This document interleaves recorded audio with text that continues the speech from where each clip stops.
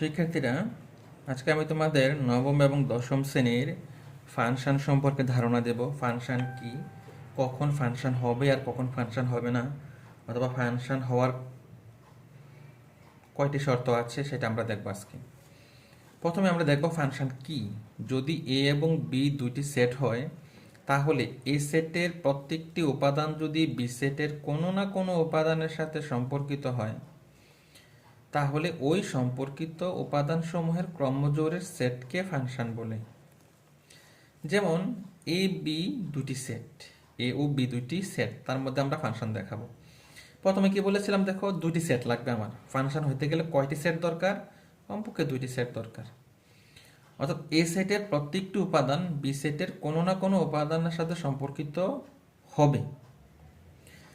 তাহলে দেখো, আমার এ সেটে তিনটি উপাদান আছে, বি সেটে কয়টি উপাদান আছে? চারটি উপাদান আছে। এ সেটের তিনটি উপাদানই কিন্তু বি সেটের কোনো না কোনো উপাদানের সাথে সম্পর্কিত হয়েছে, যেমন 1 5 এর সাথে, 2 4 এর সাথে, 3 7 এর সাথে। তার মানে কি, আমরা যদি প্রথম গলাকে আম ধরি, দ্বিতীয় বি সেটকে গাছ ধরি, তাহলে তিনটা আম কিন্তু তিনটা গাছ থেকে আমরা পেরে নিলাম। তার মানে বাস্তবে এটা সম্ভব। যেটা বাস্তবে সম্ভব সেটা অবশ্যই ফাংশন হবে।